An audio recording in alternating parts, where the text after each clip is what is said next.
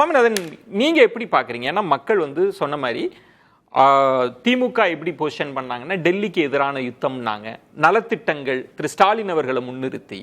திரு EPS அவங்க என்ன சொன்னாங்கன்னா இந்த ஆட்சி சரியில்லை, சட்டம் ஒழுங்கு சரியில்லை, அதுக்கு மாற்றுன்னா நாங்க தான் முன்பு ஆண்டு இருக்கோம், அந்த எக்ஸ்பீரியன்ஸ் இருக்கு, எங்களுடைய ஆட்சியை அதை நீங்க வச்சு கூர்தீட்டி பார்த்துக்கலான்னு சொன்ன தன்மை.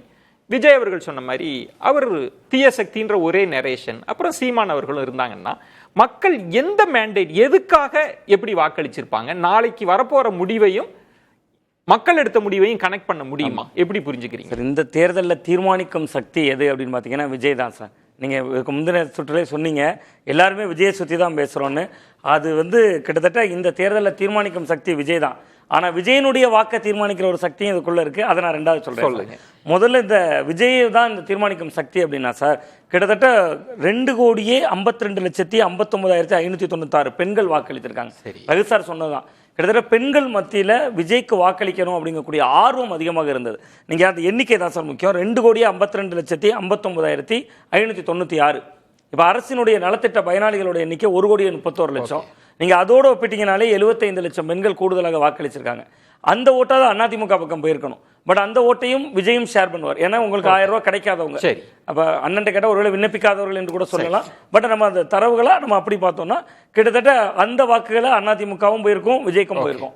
அது ஒரு தீர்மானிக்கும் சக்தியாக இருக்கும். சரி, 1,31,00,000 பயனாளிகள் இருக்காங்களே சார், அவங்க வந்து கிட்டத்தட்ட 2021 பின்பு மகளிர் விடியல் பயணம், புதுமை பெண் திட்டம், அப்படி இப்படின்னு ஏராளமான திட்டங்களால் திமுக பக்கம் தான் நின்றுக்கணும். கடந்த காலங்கள் அப்படி நின்றுருக்காங்களே. 2011 மிக்சி கிரைண்டர், மின்விசிறி, தாலிக்கு தங்கம் வழங்கப்படுகிற பொழுது 2016 அப்படியே அதிமுகவை ஆதரிக்கிறாங்க. நீங்கள் மக்கள் நல கூட்டணி ஸ்பாயிலர்னு என்ன வடிவம் கொடுத்தாலும் கூட அந்த அரசினுடைய நலத்திட்டங்களுக்குன்னு ஒரு ஓட் பேங்க் இருக்கு. பட் அந்த 1,31,00,000 ஓட்டுலையும் விஜய் கை வைக்கிறார், அதிமுகவால் வைக்க முடியாது. ஏன்னா அவங்க 1000 ரூபாய் கொடுத்துட்டு இருக்காங்க திமுக தொடர்ச்சியா. அதே நேரத்தில் 2000 ரூபாய் அதிமுகவும் சொல்லியிருக்கு.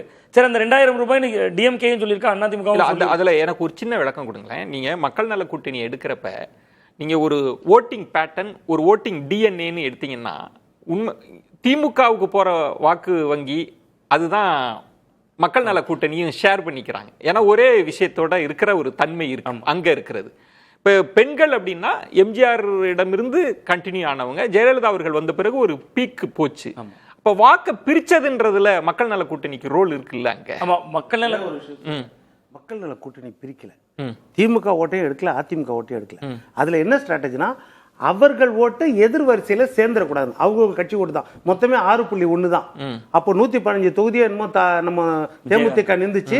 2.38% தான் ஓட்டு அவர்கள். ஆனா இவர் பிரிக்கிறது திமுக அதிமுக ஓட்ட பிரிக்கிறாரு. அவங்க வந்து அதை பிரிக்க மக்கள் நல கூட்டணியை விட இன்டென்சிட்டி அதிகமா இருக்கு, பெருசா இருக்கு. அப்ப அப்படின்னா ஒரு கிளாரிட்டிக்கு வந்துடலாம். இப்ப மும்முனை போட்டின்றதுல இப்ப வில்சன் சொல்ற பெரிய அளவு இன்டென்சிட்டியோட இருக்கிறாருன்னா இப்ப முடிவு என்னவா வரப்போகுது? அதுதான் சார், இதுல தீர்மானிக்கும் சக்திங்கிறது முக்கியமான இடம் சார். கிட்டத்தட்ட நீங்க விஜய் இந்த தேர்தல் முடிவை தீர்மானிக்கிறார். ஆனா விஜயனுடைய வெற்றியை தீர்மானிக்கிற ஒரு இடம் இருக்குல்ல சார், அது வேட்பாளர்கள் சார். அதுதான் உள்ளூர் வேட்பாளர்களோட செல்வாக்கு. இப்போ நீங்கள் விஜய் அவர்களால் என்ன உருவாக்க முடியும்னா, இன்னைக்கு உதயசூரியன் அப்படிங்கிற சின்னத்துக்கு ஒரு ஓட்டு இருக்கு, ரெட்டை இலைங்கிற ஒரு சின்னத்துக்கு ஓட்டு இருக்கு. அதே நெருங்கிட்டார் விஜய். வேணா மாற்று கருத்தை சொல்லலாம் திமுக. பட் ஆனால் அந்த எண்ணிக்கையை விஜயும் நெருங்கி விட்டார். இன்னைக்கு ஒரு தொகுதினா ஒரு 40,000 ஓட்டு விஜய் என்கிற முகத்துக்காக இருக்கு. பட் நீங்கள் அந்த தொகுதியில் திமுக இருக்கக்கூடிய ஒரு முன்னாள் அமைச்சர், முன்னாள் எம்எல்ஏ, சிட்டிங் அமைச்சர், அதிமுக இருக்கக்கூடிய முன்னாள் அமைச்சர், இவங்களுக்கு ஒரு பரிச்சயம் இருக்குல்ல சார். அந்த பரிச்சயத்துக்கு ஒரு 20,000-25,000 ஓட்டு இருக்கும். அப்ப நீங்க சொல்றது ஒரு முக்கியமான இடம். ஒரு பேச விஜயுடைய கரிஷ்மா வந்து ஏற்படுத்தி கொடுத்துருச்சு. ஆமா, நான் வெற்றி கோட்டை தொடர அந்த கேப்பை வந்து கேண்டிடேட் தான் அங்க ஒரு சிக்கலை எதிர்கொள்றாங்க. அந்த இடம் தான் அதிமுக திமுக போட்டியும் கூர்மையாக்கிருச்சு. நீங்க ஆளுங்கட்சிக்கு எதிரான ஓட்டுகளை அதிமுக எடுத்தாதான் அதிமுக வெற்றி பெற முடியும். ஆனா ஆளுங்கட்சிக்கு எதிரான ஒரு மனநிலையவே அதிமுக உருவாக்குறதுல தவறி இருந்தாங்க. நீங்க ஒண்ணுமே இல்லை சார், கடந்த 5 ஆண்டுகளில் அதிமுகவுடைய குரலை சொல்றதா இருந்தா வீட்டு வரி கூடிருச்சு, சொத்து வரி கூடிருச்சு, தண்ணீர் கட்டணம் கூடிருச்சுன்னு தொடர்ந்து சொல்லிக்கிட்டேன். தேர்தல் முடிஞ்சிட்டதுனால நான் இவ்வளவு கொஞ்சம் டீட்டெயிலாக சொல்றேன். கிட்டத்தட்ட வீட்டு வரி கூடிருச்சு, சொத்து வரி கூடிருச்சு, தண்ணீர் வரி கூடிருச்சு என்பது போன்ற பார்வையை தொடர்ந்து அதிமுக முன் வச்சாங்க. அதெல்லாம் மட்டுமில்லாம மிக முக்கியமா பாலியல் தொல்லை, கஞ்சா விவகாரம் உள்ளிட்டவைகளை பிரேமலதா அவர்களே ஒரு கூட்டத்தில் பேசுறதுலாம் சர்ச்சையாடுது. ஸோ அப்போ அப்படிதான் தொடர்ந்து அதிமுக பேசிட்டு இருந்தாங்க. அந்த கூட்டத்தை அந்த அதிமுக அப்படி பேசினதை எத்தனை பேர் கவனிச்சாங்க அப்படிங்கிற ஒரு இடம் இருக்குல்ல சார். பேசினாங்க சட்டமன்றத்தில் கூட கிட்னி திருட்டெல்லாம் நடந்த பொழுது கிட்னி அவருக்கு தான் பார்வை இருந்தது. அதுதான் என்ன சொல்றேன், விஜயினுடைய பேசிய பின்பு, விஜய் திமுக எதிர்ப்புங்கிற புள்ளிக்கு போன பின்பு ஆளுங்கட்சிக்கு எதிரான ஒரு மனநிலையை உருவாக்கி அதை விஜயை கொண்டு போயிட்டார். ஆனால் அதிமுக லாபம் தானே. ஓ அப்படிங்களா? ஆளுங்கட்சி இல்ல ரெண்டு தியரி இல்ல சுவாமிநாதன் இதுல நிறைய கணிப்பாளர்கள் பேசுற இடம்ன்றது அவங்கவுங்களுக்கான தியரியே சொல்றாங்க.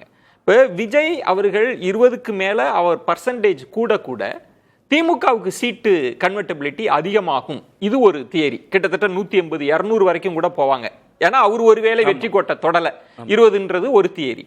இல்லைங்க அவர் 20க்கு மேல போக வேற எங்க அவர் ஓட்டை எடுத்திருப்பாரு? திமுகவிடம் இருந்து தான் எடுக்க வாய்ப்பு. அப்ப கடும் இருமுனை போட்டி இருக்கும். அதுல அட்வான்டேஜ் ஏடிஎம்கேக்குன்ற ரெண்டு தியரி இருக்கு. மூணாவது தியரி தான் விஜயை ஜெயிக்கிறதுக்கான.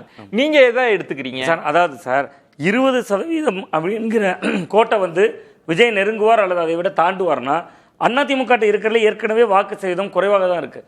இப்போ நான் ஒரு எக்ஸாம்பிள் சார், எனக்கு ஒரு 10 ரூபா கடன் தேவை, வெறும் 10 ரூபா தேவை. நான் வில்சன் சார்ட்ட 15 ரூபா இருந்தா தானே 10 ரூபா வாங்க முடியும்.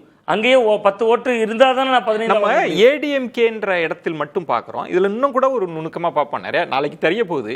20+18ன்ற கோட்பாடு தான் நம்ம பார்க்குறோம்ல. 20 என்டிஏன்றது. என்டிஏ அந்த அளவுக்கு ஸ்ட்ராங்கா இருக்கா? விஜய் எடுக்க முடியாதபடி ஸ்ட்ராங்கா இருக்காங்க? இல்ல அதுவுமே இல்ல. பாஜக வாக்குகளை கடுமையாக விஜய் ஈர்த்திருக்கிறார். நான் தான் சொல்றேன் சார், தமிழ்நாட்டில் கடந்த 2019, 21, 24 தொடர் வெற்றிக்கு அடித்தளம் பாஜக எதிர்ப்பு. இந்த தேர்தலில் பாஜக பிளேலையே இல்ல. ரொம்ப சிம்பிள். சுருக்கமா சொல்றீங்களா? ஒரு வார்த்தை சார். ரொம்ப நீங்க ஒவ்வொரு எலெக்ஷன், இந்த எலெக்ஷன் கொடுங்க, எல்லா தேர்தலையும் திமுக அதிமுக அணிக்கு வாக்களித்தது போக இந்த ரெண்டு பேரும் வேண்டாம்னு நினைக்கக்கூடிய ஒரு குறிப்பிட்ட சதவீத வாக்காளர்கள் இருப்பார்கள். ரைட்டா? அவங்க வந்து விஜயகாந்த் வந்தா விஜயகாந்த் ஆதரிப்பாங்க, மக்கள் நல கூட்டணி வந்தா மக்கள், கமலஹாசன் வந்தா கமலஹாசன், இப்படி. ஆனா அந்த சைஸ் ரொம்ப குறைவா, சைஸ் கம்மி. ஆனா அதுல மீதி யாரும் என்ன செய்ய மாட்டாங்கன்னா, அதுல அந்த இவங்க யாரும் வேண்டாம்னு நினைக்கிறதுல ஒரு குறிப்பிட்ட சதவீத வாக்காளர்கள் வாக்கே அளிக்க வர மாட்டான், வீட்டுல உட்காந்துருப்பான். கொஞ்சம் பேர் நோட்டாக்கு போடுவான். இந்த ஓட்டெல்லாம் இந்த வாட்டி போலா இருக்கு. நீங்க அது எல்லாத்தையும் விஜய்க்கே வச்சிருங்க. ஓகே, நீங்க இந்த 20% இது எல்லாமே வருது. சோ பெருசா டிஸ்டர்பன்ஸ் ஆகாதுங்கற. சார் நான் இன்னும் இளைஞர்கள் வாக்குறீங்கல்ல, 5 லட்சம் நிர்வாகிகளே இருக்கான் திமுக இளைஞர் அணியில. நிர்வாகி இப்ப அவன் ஓட்டலாம் யாருக்கு போயிருக்கு? இதுல இன்னொன்று கூடுதலாக நம்ம கவனிக்க வேண்டியது அதிமுக மகளிர் அணி இல்லையா? இப்ப 2009க்கு பிறகு நிறைய ஐடில வேலை பார்த்த புதிய இளைஞர்கள் நாம் தமிழருக்கு வாக்களிச்சு சோசியல் மீடியாவில் களமாடிட்டு இருந்ததை நம்ம பார்க்கிறோம். எல்லாத்தையும் சேர்த்து தான் பார்க்க வேண்டியிருக்கு சார். அதாவது நான் என்ன புள்ளியில சொல்றேன் சார், 3 புள்ளிகள் சார். அதிமுக முதலில் பலவீனமாக இருக்கிறது சார். அது பலவீனமாக இருக்கிற இடத்துல இருந்து அவர் ஓட்டு எடுக்கிறதுங்கிறது இந்த கட்சிக்காரர்கள் ஓட்டை தான் எடுக்க முடியும், மக்கள் ஓட்டை இருக்க முடியாது. ஒன்று. ரெண்டாவது சார், கடந்த 3 தொடர் வெற்றிகளுக்கு சிறுபான்மையினர் முழுக்க ஆதரித்தது காரணம். அதுல ஒரு பகுதியை நீங்க சொல்வது திமுக அணிக்கும் டேமேஜ் இருக்கும். ஒரு வார்த்தை. அதிமுக என்ற கட்சியினர் ஓட்டு எடுக்க முடியாதுன்னு சுவாமிநாதன் நம்புறாரு. திமுகவினர் ஓட்டை எடுக்க முடியாது. இப்போ அங்கதான் மேட்டர். அப்ப திமுகவுடைய கட்சியினர் ஓட்டுன்னு ஒண்ணு இருக்குல்ல, அது 30%. அது எடுக்கவே முடியாது. அது ஃபிக்ஸ் ஆயிடுது.